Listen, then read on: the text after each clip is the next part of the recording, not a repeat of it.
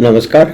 आपका बात 25 में स्वागत है। और बात 25 में आज हम भारत के जो पब्लिक सेक्टर के बैंक हैं, SBI, PNB, bank of Baroda, Indian overseas bank, UCO bank, IDBI, Indian overseas, पता नहीं कितने सारे बैंक हैं, बहुत सारे बैंक हैं, उनकी बात कर लेते हैं। उन्होंने पिछले साल जो है ये सारे पीएसयू बैंक ने 1 लाख करोड़ से अधिक का लाभ कमाया था।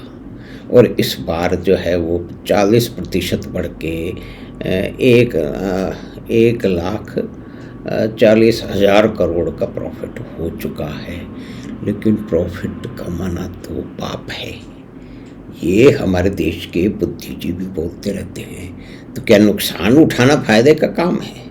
तो शायद इसी नीति के चलते हुए, देखिए समाजवादी नीतियाँ तो ऐसी ही होती है ना। समाजवादी नीतियाँ क्या गरीबों के लिए काम करती हैं? तो गरीबों के लिए काम करने के लिए देश का धन तो लूटेगा ही। और उसको कैसे लूटा जाता है, इसके अंदर बहुत सारे लोग सिद्धहस्त हो चुके हैं। और वो सिद्धहस्त हो चुके वाले लोग जो अब पकड़े जा रहे हैं, कुछ तो ऐसे हैं कि जो चारा चोरी में दंडित हो चुके हैं।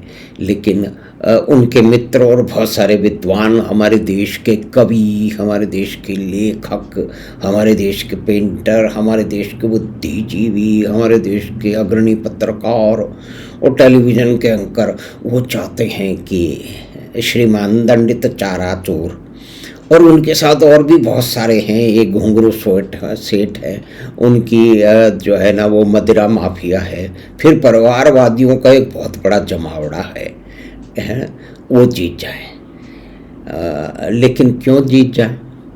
देखिए बात यह है, अगर बैंक के परिप्रेक्ष्य में किया जाए तो इसका मतलब देश के अंदर तो बहुत सारा काम हो रहा है। बैंकों का प्रॉफिट 1 लाख करोड़ के ऊपर चला गया, 1,40,000 करोड़ हो गया। तो सारे बैंकों ने अच्छा काम किया। अच्छा, बैंक किस तरह से प्रॉफिट कमाएंगे? भाई बैंक तो प्रॉफिट इसलिए कमाएंगे ना कि ब्याज से कमाएंगे। और ब्याज से किससे ब्याज कमाएंगे? क्योंकि वो तो जो कमर्शियल ऋण है उसी से अधिकतर ब्याज कमाते हैं। और फिर दूसरी बात है, सारे के सारे बैंक बहुत ही चतुराई से देश के स्टॉक मार्केट में काम करते हैं। एलआईसी भी काम करती है। एलआईसी और स्टेट बैंक ऑफ इंडिया ये बहुत बड़े ऑपरेटर हैं, जिनको डोमेस्टिक इंस्टीट्यूशन माना जाता है, जो देश में के स्टॉक मार्केट से बहुत बड़ी संख्या कमाते हैं। यानी कि सारी की सारी चीज़ें जुड़ती हैं, ठीक चलती हैं, तभी तो कोई कमाई होती है। लेकिन हमारे देश में बहुत सारे निठल्ले लोग हैं, वो चाहते हैं कि चोर डकैत जिन्होंने बैंकों को लूट लिया था, यानी कि 2012-13 की बात करें तो उस समय सारे बैंकों का बहुत सारा, तो जो अकाउंटिंग डॉक्ट्रिन होती है ना, अकाउंट डॉक्ट्रिन, यानी कि झूठे आंकड़े पेश किए जाए। तो झूठे आंकड़े पेश करके, एक उस समय इतनी ज़्यादा सूचना भी सामने नहीं थी, इतना बड़ा जो है वो क्या कहते हैं, सोशल मीडिया भी नहीं था। सोशल मीडिया में जो पुराना जो मेन स्ट्रीम मीडिया है, उसकी जो दादागिरी थी उसको ध्वस्त कर दिया है। ये ठीक है कि सोशल मीडिया में बहुत सारी झूठे होते हैं, तो वो जो पुराना जो छापा खाना का मीडिया है, यह कि पुराना मीडिया, उसमें कौन सा झूठ कम है? बुरा का बुरा झूठ भरा पड़ा है। यानी कि एक तुलनात्मक अध्ययन करना पड़ेगा कि हमारे देश में ये बैंकों में इतना बड़ा प्रॉफिट आ गया, तो कितने बुद्धिजीवी इस पर बात कर रहे हैं। क्या कोई कवि क्या बात करेगा? भाई कवि क्या हम बैंक की बात करें? एक बहुत बड़े विद्वान है जो अपने आप को विद्वान मानते हैं, बैंक में काम करते हैं। उन्होंने कहा कि देश के सबसे बड़े पब्लिक सेक्टर बैंक में काम करते हैं। मैंने उनको पूछा, मैंने कहा hey comrade, state bank of India का प्रॉफिट कितना? कहते हैं वो प्रॉफिट में हम ध्यान नहीं देते, ये हमारी रुचि का विषय नहीं है। अच्छा, तो आपकी रुचि का विषय क्या है ये हम जानते हैं। तो खैर, तो ये परिस्थिति, वास्तविकता ये है कि हमारे बैंक की पूरी व्यवस्था जो है, बैंक का प्रॉफिट और बैंक का लॉस, हम से वो भी पब्लिक सेक्टर की बात कर रहे हैं।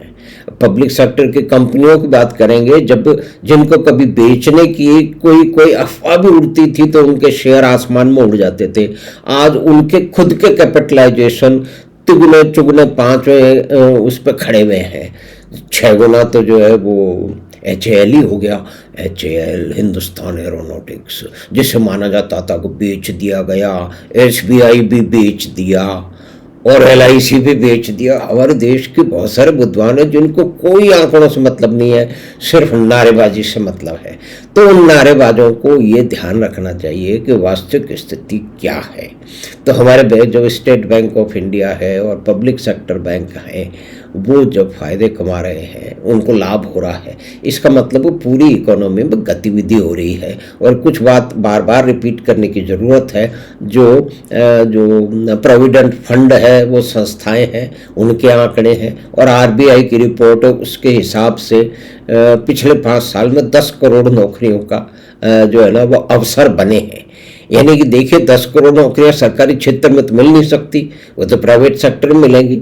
वही आपके जो आपके पड़ोस की परचून की दुकान है, अगर वो थोड़ी सी बड़ी हो गई तो उसमें एक सहायक रख लिया जाता है। जो सब्जी की जो दुकानें हैं वो 4-5 भाई मिलकर चलाते हैं, कभी एक चलाता है, और बहुत सारे तो ये सारी की सारी इकोनॉमिक एक्टिविटी इंटीग्रेटेड है, और इसी का रिफ्लेक्शन बैंक के प्रॉफिट में दिखाया जाता है।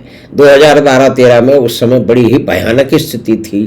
2 लाख करोड़ से अधिक तो एक्यूमुलेटेड जो है ना वो बैंकों के लॉस थे। बैंकों के NPA कितने थे, ये बैंकिंग क्षेत्र के जो सूरमा लोग हैं, जो जानकार हैं, वो जानते हैं कि बैंकिंग क्षेत्र में अगर 3% के आसपास NPA हो गए तो बहुत ही विकट स्थिति है, और गवर्नमेंट को उस समय में इन बैंकों की हेल्प करनी पड़ती थी, उनको पैसा देना पड़ता था। आज RBI डिविडेंड दे रही है, उसमें बहुत सारे विद्वान बड़ा नाक बहुत सिकोड़ रहे हैं, क्योंकि उनको इकोनॉमिक फैक्टर, रियलिटी और मार्केट से तो मतलब नहीं है। मार्केट में जाते हैं, हर चीज़ वो मार्केट से लेते हैं, मार्केट के नाम पे नाचते रहते हैं। उनकी प्रॉपर्टी की वैल्यू भी मार्केट के कारण है, जिसपे वो मूछें मरोड़ते रहते हैं, लेकिन मार्केट को गाली देने में सबसे आगे हैं। तो खैर, हमने अभी मार्केट की तो बात नहीं कर रहे, लेकिन पब्लिक सेक्टर बैंक जो है वो मार्केट को भी जो लोन देते हैं। और बात एक ये बात है कि पूरी तरह प्राइवेट सेक्टर का भी जो है वो अग्रेसिव होता है, और उनके यहाँ समय कम लगता है। तो पहले तो पब्लिक सेक्टर की तरफ जो बड़े बड़े इन्वेस्टर थे, जो कि बहुत ही तेज गति से काम करने वाले प्राइवेट बिजनेसमैन थे, उन्होंने आना ही बंद कर दिया, क्योंकि वहाँ तो कोई फ़ोन आएगा उस पर लोन दिया जाता था। अगर आपने किसी राजनीतिक आदमी से सौदेबाजी नहीं की तो आपको एक ज़माना था लोन ही नहीं मिलता था। यानी बड़े लोनों की बात कर रहे हैं, छोटे लोन में भी बहुत ही बड़ी दिक्कत होती थी, हम सब लोग जानते हैं। तो खैर, हमने ये एक छोटी सी जानकारी साझा की कि बैंकों का लाभ पहले से भी बढ़ गया है। यानी कि अगर लाभ बढ़ गया है तो एम्प्लॉयमेंट भी बढ़ा है, यानी कि बेरोजगारी की दर तो 5% से नीचे चल रही है। कभी वो 13-14% होती थी 10, 11, 12 में, लेकिन उसको याद कौन करे। यानी कि झूठ का पूरा एक तंत्र हमारे देश में चलाया जाता है, और उसको इतनी बार घिसा गया है, इतनी बार रिपीट किया गया है कि बहुत सारे भोले भाले लोगों के दिमाग में वो बस चुका है। तो हमें आशा है कि छोटी सी बातचीत जो कि PSU बैंक के प्रॉफिट में थी, जो कि पहले के समय से अब तक 4 गुना बढ़ चुका है, तो हमें आशा है कि छोटी सी बातचीत आपको पसंद आई होगी। तो आप चैनल बात 25 को सब्सक्राइब करें और लिंक अपने मित्रों और परिवार के साथ साझा करें। हम आपसे फिर मिलेंगे बात 25 की अगली बात में। धन्यवाद, नमस्कार।